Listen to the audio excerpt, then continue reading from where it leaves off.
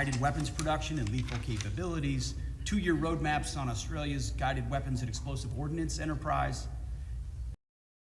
groundbreaking cooperative actions on things like GMLRS, guided missile launch rocket systems and precision strike missiles. And we're working toward co-production and co-sustainment of hypersonic attack cruise missiles, co-sustainment, air-to-air missiles, cooperative programs across the board, including Mark 54 torpedoes.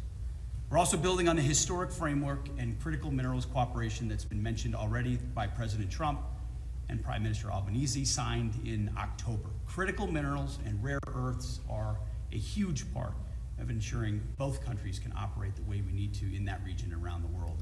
And finally, as we move, as was mentioned, full steam ahead on AUKUS, we applaud Australia's upcoming delivery of an additional $1 billion to help expand U.S. submarine production capacity.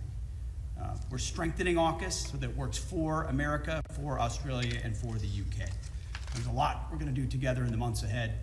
This meeting will be, as was laid out by President Trump, as I mentioned at Reagan just a couple days ago, these are practical, realistic ways that our two countries can come together to ensure that we provide peace through strength for both of our nations. The stronger we are together, the more we can deter the kinds of conflicts neither of us want to see, and this is a deepening of that partnership. Grateful to be here. Thank you. Well, Secretary Rubio, Secretary Hegseth, Marco, Pete, on behalf of Penny and I, thank you very much for having us here in Washington today. It is a real pleasure to be here in the 40th anniversary of OSMIN.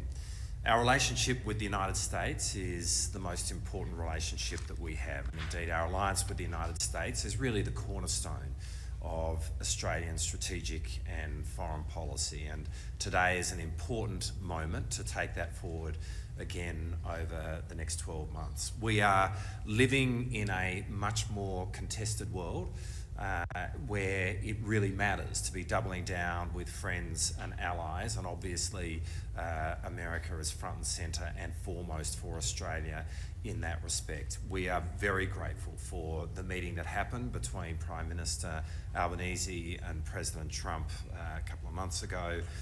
It's very significant in the context of the relationship. I think also President Trump has given us the motto for our meeting today, which is full steam ahead. And it is very much full steam ahead in terms of the alliance, in terms of the progress on AUKUS, in preparing ourselves for the establishment of the Submarine Rotational Force West at the end of 2027. That is a significant moment in the journey of AUKUS.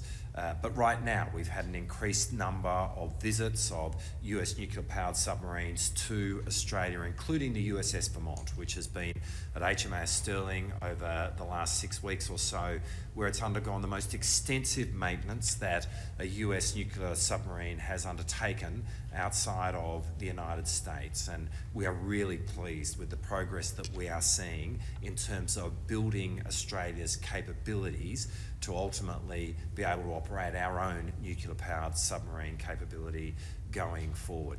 At every OSMIN meeting that we've had since 2022, when Penny and I first started attending these OSMIN meetings, a central part of what we have sought to do in the defence space is to increase the US footprint in Australia. And this OSMIN will be no different, as Pete has just taken you through, be it infrastructure which enables greater bomber rotations in Australia, or be it what we are doing in terms of enhancing logistics capability of the United States in Australia, having more American equipment be stored in Australia, for example, the Ospreys. These are just examples of what we are doing across every domain. Air, sea and ground, but also space and cyber, to have the most extensive American force posture that we have seen in terms of the breadth of that in the Australian continent. And that is so important going forward, to make very clear in our region that Australia and America stand side by side in working together to contribute to the peace and security of the Indo-Pacific. As we meet today, there are almost 900 Australian servicemen and women who are embedded in the United States Defence Forces across the US Indeed, the deputy commanders of the US Army, the US Navy and the US Air Force in the Pacific are all now institutionally Australian.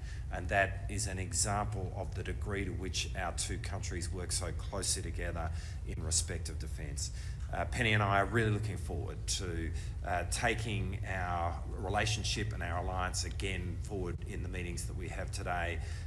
We're working really well with this administration, and we are very excited about working with you, Marco and Pete, to take the alliance forward into the future.